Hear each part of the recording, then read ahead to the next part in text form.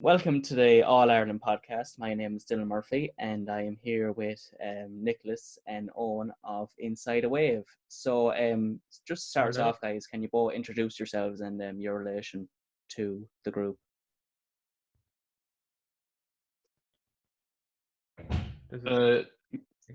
You want to go ahead on? Yeah, sorry, I actually lost the connection there for a second. Hi Dylan and Nick, how's it going? Down below in Kerry, I'm up here in Dublin, but it's nice to be on the show and thanks for having us. I suppose I'm Eoghan. I'm from Navan, living in Dublin now at the minute, and I suppose the band has been going now for about 3 years. And I suppose people always ask the question as to how we met Nick, and Nick being from Kerry, we had to go all the way to America to meet up with him in San Francisco on a J1, and we decided to be a great idea. A band when we came back because he was big into music and we had a lot of the same kind of musical interests. And that's, I suppose, where I'm coming from. I'm a primary school teacher as well, and lockdown now has been a bit of a struggle for us. Sending out work through emails and all that, we've had to adapt, but I'm getting a good bit of music work done now as well. But so I suppose I'll pass it down on to Nick there. Yeah, pretty much a lot. What Eoghan covered there. I'm from Kerry. I moved to Dublin to get involved in music mainly. Just there's a big scene there, and it was kind of just made sense as someone who kind of wanted to get involved in a project or something like that. And the band was exactly kind of the thing. I'm glad that we're kept busy with it, and we've had some opportunities in the last 3 years to promote our music and stuff. On a personal side, I'm trying to do a part-time job and do the music and study as well, studying to be a primary teacher. So that's where I'm coming from anyway. All right, well, very nice. I suppose Eoghan kind of mentioned there that you first met in San Francisco. Can you go into more detail of how the band formed and all the different members of the group and how we all met each other? Yeah, I suppose like me and the three others, Mark, Matt and Sean, went to school together, and we had a band growing up, and we were given great support growing up, like with the teacher allowing us to kind of practice at lunchtimes and things like that. And it was kind of more of a hobby. But when we met Nick over in San Francisco, like we ended up living together over there as well, like the whole 5 of us, and we we wanted to give it a because we knew how good of a musician Nick was, and we all had a similar kind of like a view of how we wanted the whole thing to go and what kind of sound we were going for. Even though we still at the minute we seem to struggle a lot with the direction in which we're going with, but I think we're with the latest kind of few releases, we're kind of finding our sound a lot more, and we're kind of honing it in and perfecting what kind of instrumentation and arrangements we're going to try and go for in the future, and a genre. Like there's so many different subgenres at the minute, and like we tend to just kind of when we're writing songs and doing arrangements and picking instrumentation, we tend to try and serve the song a lot and just go with whatever instrumentation comes to mind, which we love doing it like that. But we tend to find a lot of our tracks, if they're written by Nick or myself or Sean, they can sound very different, and which in one way is a very good thing, but in another, like when we're trying to build our own kind of sound and image and all that, do sound cohesive. But it's something we've been working on, and I think it's very clear that we're getting there now with the next few tracks. I don't know, does Nick have anything to add? I know that was a bit of a long roundabout way of answering the question, but not at all. Yeah. So we met in San Francisco. No, like, I mean, yeah, everything Eoghan was saying there is pretty much true. Like the story was pretty much, that's kind of how we met in San Francisco, and we're all looking to get involved in the project, and that's kind of it. Yeah. And on a more particular note, how would you kind of describe your music? For someone that's never heard it before, how would you go about talking about it and explaining what it really is? It's difficult, I suppose. I think Owen touched on a lot of it there. Like it's kind of something we've been trying to pin down ourselves, and it's like it's a big learning curve for us, and trying. So it's taking from the last two singles we released and the EP that we're hoping to release as well. I think we're kind of honing in on our sound a bit more, which maybe we might describe it as a bit more maybe complex, or in terms of arrangement, in terms of rhythms, instrumentation. We like to use a lot of folk kind of derivative of, guitars and vocals and harmonies, then overlay that with likes of really kind of grisly synths, or take elements of maybe kind of dreamy kind of synthy, kind of poppy elements, and bring that into more complex arrangements and stuff. Yeah, I guess it's hard to pinpoint a genre. I mean, we'd kind of dip our toes in the likes of alternative elements, but then obviously in terms of songwriting, it might be more kind of indie folk even. So very, very hard for us to even give someone a taste or to pinpoint what exactly we describe it to someone. Yeah, I really got the sense when I was listening that to.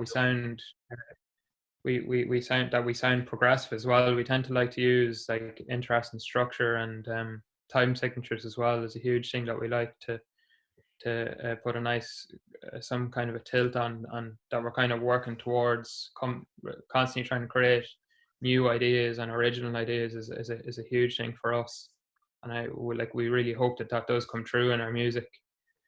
And I suppose Nick is right with everything else he's saying there.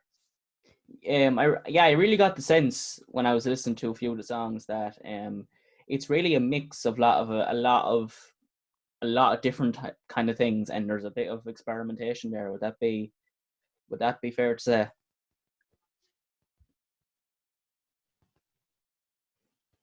Yeah, definitely. Yeah. In terms of like experimentation, kind of harking back to what Owen was saying about the different styles that we might all write in.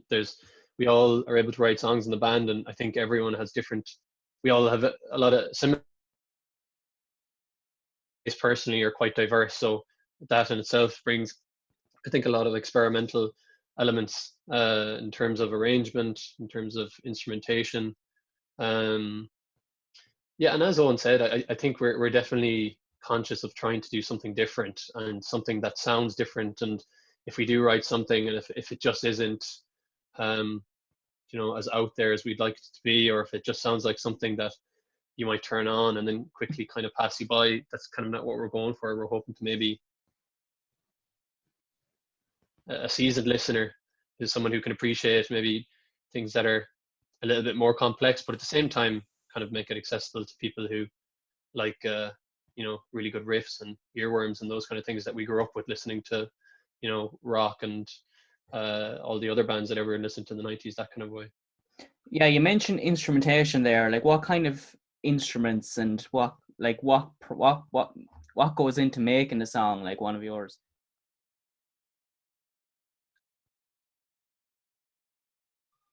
Yeah, sorry, I missed out on a bit of the conversation there. My internet is just not that stable. I suppose instrumentation-wise, we tend to like to limit ourselves, especially for the last recording session. We really limited ourselves to the instrumentation that we brought with us to the when we set up the studio down in Monaghan. Like, we brought the collective, all our collective equipment together, and just use what we had on hand. So it was good. Like, we tried not to, and just use what we had in front of us instrumentation wise. So it in a way, we kind of had hoped that by limiting our instrumentation that it would all kind of sound a bit more cohesive as well. And then, like, we instrumentation wise as well, like, we tried not to look into just the classic rock sounds. Like, I brought like some tin whistle I had from primary school with me, dug it out. I think it was in the glove compartment of my car or something. There's a great story behind each of those as well, and they're in some of the tracks as well. And different elements like that. I suppose the Juno was a big one that Nick, it's one of his most prized possessions, that the Juno 106, the synthesizer, and that appears a lot on the tracks as well. I suppose and we like to use that cleverly in terms of like with instrumentation, like differentiation between two sections of a song, so that no individual section in any of our songs is the same as a previous kind of a section. Even verses are differentiated using different instrumentation, and we like to use instrumentation to as a Do you think that kind of limitation, you were talking about getting tin whistle out of the car and stuff like that, and really kind of limiting stuff to what you could easily bring with you to the last recording session? Do you think that kind of improves the creativity of it? Trying to think on your feet and trying to sort it out as you go along.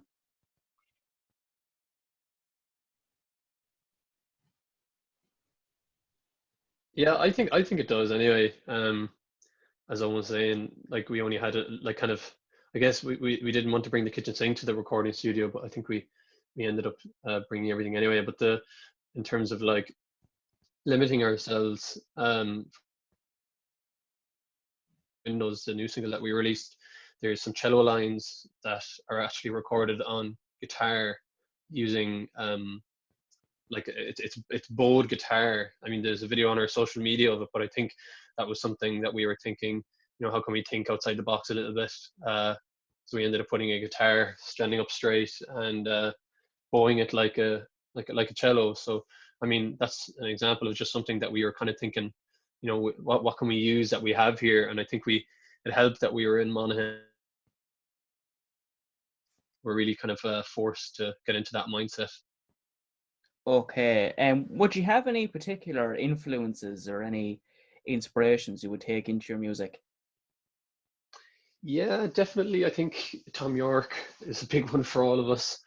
Tom York, I think Radiohead especially was one band that we all would definitely stand as a staple, not just in terms of, I think, sound, but everything they do in terms of the arrangement, of maybe coming up with a strong structure on guitar or piano, but then overlaying that with really complex synth lines, polyrhythms, things like that. Other bands, Here We Go Magic is another one. Luke Temple, we're big fans of his work. Again, I think in synth arrangement is a big thing that we look for if we're looking for reference tracks as well. We'd always look back to bands like that. Beach House, another one. Quite like simple structures, but just heavy arrangements. Sound as well, it's always something that we have, people that we admire, the likes of Nigel Godrich, Rick Rubin, Andrew Sheps, because we mix and produce all of our own stuff as well. So we are always looking for kind of audio, I guess, influencers as much as we are looking for sound, if that makes sense. Yeah. How often would you meet up to record? Like how often do you meet, and what's the creative process like, I suppose? How do you go about writing a song? How long does it take? What's the whole process? Yeah, writing the song can be like you could bang one out in an hour, and then other songs take a year from doing different revisions and then come back to them. And if they're not quite there yet, you might go back and try and make the structure, like if the structure was just too plain or something, and the song just wasn't going anywhere, you might try and manipulate different things within the song, like or things like that. But like it can take such a wide variety of different times. And then with the band, I suppose they really tend to, if we get the skeleton down, or sometimes we might add a load of elements individually and record demos individually, and sometimes there might be a skeleton, and that's what we have to work with then during our recording sessions, I suppose. But I don't know, does that answer your question? Do you think the music goes through a lot of changes from the process of recording to releasing? or do you kind of set like an initial vision and stick to it? Yeah, like we all like the idea, I suppose, if we have a demo going into a recording session, that we're not too precious about the demos, and that we try and, when we're in recording, that we don't, just try and redo a demo that's already been done. We always try to think about it in a new light and really try and see where the song is going and add to that, and serve the song as I was saying in the. Does Nick have anything to add to that as well? Yeah, no, I'd agree. I think we were using a term called demoitis, where you have a demo and it's just something that you, like, everyone in the band is saying, but like, what about the demo? It doesn't sound as good as a demo. But I think we had to kind of get over that fairly quickly. It's just a bit of a hump, I think, when you might have a demo and everyone's kind of saying it's not as good as the demo. But yeah, I think we've learned to be a bit more open-minded in going into the recording studio, kind of hoping.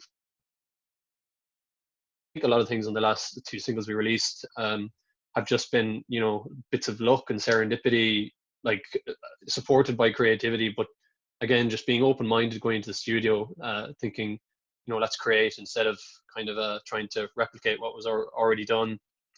But yeah, I mean, Owen's hit it bang on the head there. I think we all maybe come up with a skeleton and then come up and bring it into the studio and see what we can create, pretty much. And we're already working on new for another recording session in August. So we're really trying to keep any songs we write individually, we're trying to keep them as much as possible, maybe a guitar and a vocal, and so that the structure and is there basically, and the song is there, and kind of zero other elements to kind of. And with the time we all have now, I suppose there's only one out of the five of us like going to work every day, so we've more time now to actually properly collaborate with each other on songs. Whereas before, like we're all like, and we're still like working, like, but I suppose we do have more time now to collaborate since we're at home. Like before, we were under time constraints and we had to have a song nearly ready to go and ready to record in studio.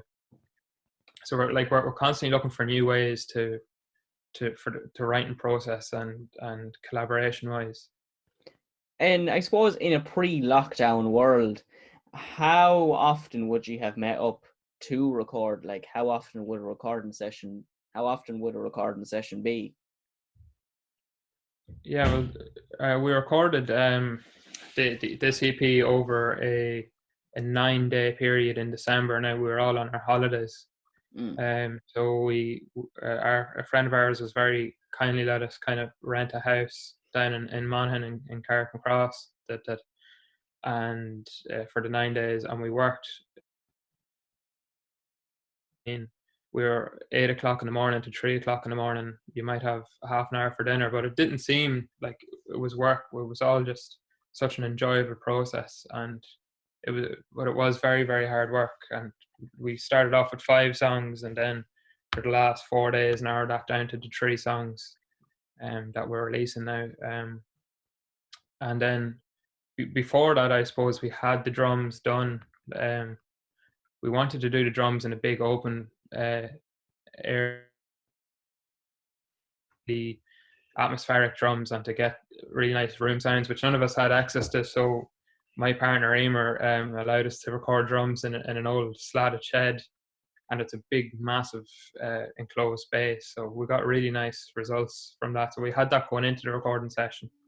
We had the drums tracked, and then there was a lot of kind of production done afterwards and mixing as well, which took like weeks to finish, and compiling tracks and all that. So I suppose tracks was done in those 9 days in December, but there was so much more work to be done after that in terms of mixing, production, and mastering then as well. So I want to talk about the latest single, the latest track that you brought out. My connection is gone, is it? I think you're still with us.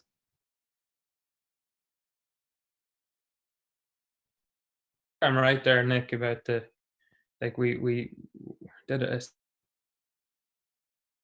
the end of the whole project right up until we released the first track, Ivy Honey, like. So Yeah, exactly. Yeah. Like I think that was the way we were hoping to do things, was the week, as you said. Sorry, guys, I think we lost connection there for a minute. yeah, my No worries. connection is fairly bad now as well. But I know you're fine. These things happen. Look, we'll just keep going. For another 10 minutes, I'll cut out the part where it stopped. So you were talking about recording the EP in Monaghan, and I think you were talking about the track Ivy Honey, which was the first one that was released off the EP. Is that right? that's right, yeah. And like just about I suppose the amount of work that was put in after the tracking process and right up until the days before it was released, and I suppose even after, in terms of promotion and all that, then you get into very different to the kind of work you were doing before. In terms, you're really in there with the tracks, and you're when you're mixing and doing all that, and then suddenly you're promoting it and trying to get people to listen to it, and it's completely different work. So it's, you have to be able to adapt as well, and we're learning a lot about that kind of process now as well. And do you think it's a difficult thing to promote a single? Is it difficult? You know, you were kind of saying it's one thing to produce the track and to mix it and that kind of thing. Do you think it's difficult then to get it out there and get people to listen to it? Oh, absolutely. And I suppose one of the main things we were struggling with Ivy Honey was that it was well over 5 minutes of a track, and people were saying, "Oh, he's doing a radio edit," and we kind of didn't really want to do a radio edit. We tried a few different versions, but I think that was a bit of a mistake. So, like, I think we've learned from that now, and our next single is over the 5 minute mark as well.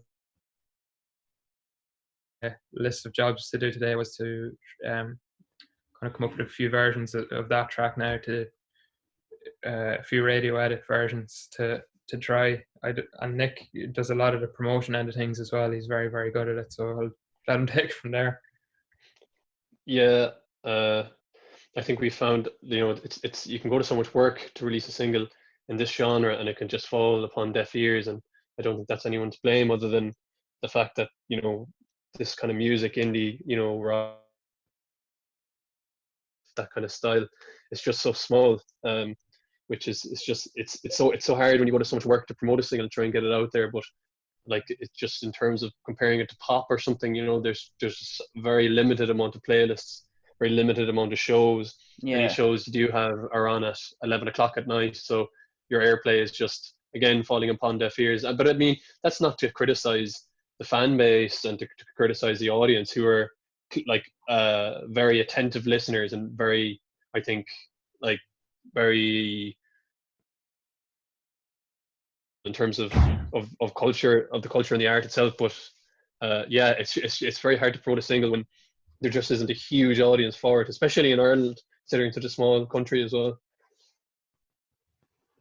But Okay. you're right about the listeners that we do have, and the likes of yourself, Dylan, like, and for having us on. It's just a great kind of a way to promote our music, and we're endlessly trying to get these kind of interviews to promote the music, and it's credit to you as well, just that you're doing it for us as well. So thanks a million for that. Thanks very much. I appreciate that. I suppose just to kind of take your latest track that was released, which was Bright Windows in the Night. What was the kind of process behind that song in particular? Where did that song kind of come from, and what was the process behind it? Yeah, that was an interesting one. I suppose the idea came when I actually cheesily, very, very cheesily, I wanted to write a song for my partner Emer for as a Christmas present. I suppose I must have been pretty broke that year. I think it was about 2 years, and so it turned out, like, did a whole song start to finish, and then it completely changed. And during, like, I suppose it was left on the shelf for a couple of years. We played it live, and it got a great reception. Had more so of a dreamy vibe, possibly, when you're playing it live, it's such a great song to play live. And when we decided to record it, I suppose we tried to let go of the demo and to just start from scratch with it. Now, like a few of the elements kind of remained, the guitar, and the drums were originally done on a drum. On the demo, they were done on a drum machine, and we tried to emulate some of those parts using real drums. And they are a lot of the sounds, the percussive sounds you hear are acoustic, and we recorded them. And then there is a hi-hat drum machine going throughout the song as well, an 808 hi-hat that was kind of inspired from the demo, I suppose. So we some of the elements still stay the same, but other elements completely changed. Struck and different sections even within it changed when we were recording it for the EP. And what has the reception been like to the song, in your own opinion? Let Nick take that one. Yeah, it's quite good.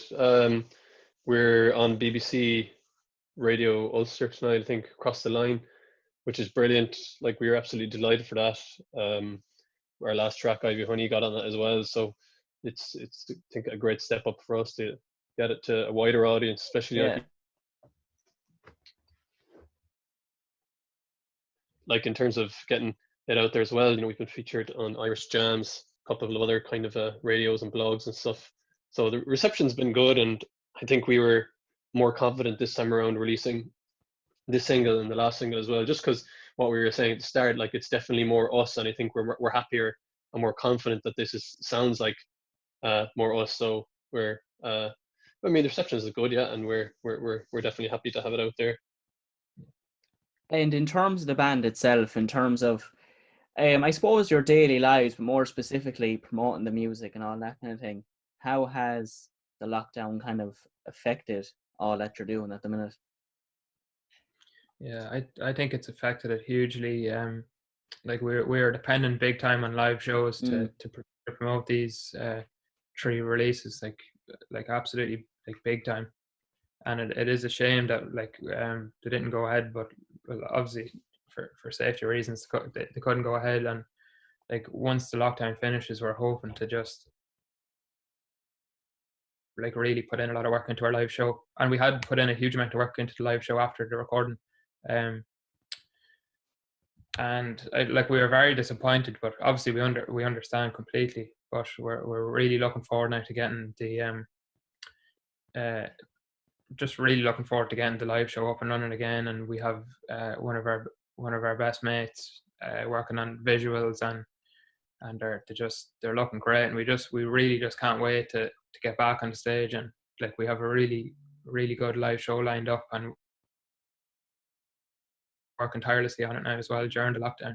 But I think that was the biggest hit, was the live show. I think other than that, it's like we've gotten opportunities to do a lot of writing, which is great. And we're doing like getting merch together and things like that as well. So it's kind of provided us with an opportunity to kind of get all that kind of sorted and try and really think about promotion and a timeline for all these things as well. Don't know, does Nick have anything? And I suppose, yeah, I'd agree. Yeah, live shows was a big hit. We were supposed to be playing Van Festival, which would have been, a really good festival to play, kind of pre-summer circuit, which has been rescheduled to September. But yeah, I mean, look, no fault of anyone, obviously, but the live shows, especially for smaller artists like us, is definitely, one of the biggest ways you can kind of increase your audience in every sense, like getting new people to your shows on Saturday night, that kind of a thing, playing the likes of Whelan's, even support slots, those things like are just invaluable to try, I guess, get to where you want to be in terms of getting done to more of a professional kind of a circuit. But yeah, I mean, the lockdown in other ways has been good. Like, people are spending a lot of time on their phone, which is good for us, I suppose, and a lot of other bands, that you can promote a lot of things and people are going to see it, which is good. And as Owen said, we're hoping to get merch and vinyl set up, which is a lot of work. So we have time to focus on that now. Okay. So it has its pros and cons, basically. Would that be fair to say? Oh yeah, absolutely, yeah. probably more cons really, but as you Yeah. said, people are listening to more Yeah. music, so that look, Yeah. every cloud has a silver lining, I suppose. We're nearly out of time, but I suppose just to kind of finish this off, if people want to hear more, where should they look? Sorry, I missed that question. I No, think you're you fine. mentioned. I was just saying that we're nearly out of time, but if people want to hear more, where should they look? All of our socials are at INSIDEAWAVE, Instagram, Twitter, Facebook. Um, we're obviously on Spotify, and we'd encourage people to go to Spotify maybe to listen to our material. If not, you can go on SoundCloud. You can download it on. Pretty sure we're across all the other kind of platforms anyway. We're on YouTube as well, so we are hoping to release a music video in coming weeks. So that'll be up on YouTube. So make sure to subscribe if you're passing our channel and all that. Right. Well, thanks a million. This is Inside a Wave. I'd like to thank you very much, guys. You were the first recording, so you've kind of been the guinea pigs, if that's all right. Absolutely, yeah. Right. Well, thanks a million. Oh, thank Thanks, you, Ian. Dylan, for having us Thank on, you. and it was a pleasure to talk to you. And so that was Inside a Wave. I'd like to thank Nick and Eoghan for coming on, and please do stay tuned next Wednesday for another episode of the All Ireland podcast. So thank you very much, and see you next week.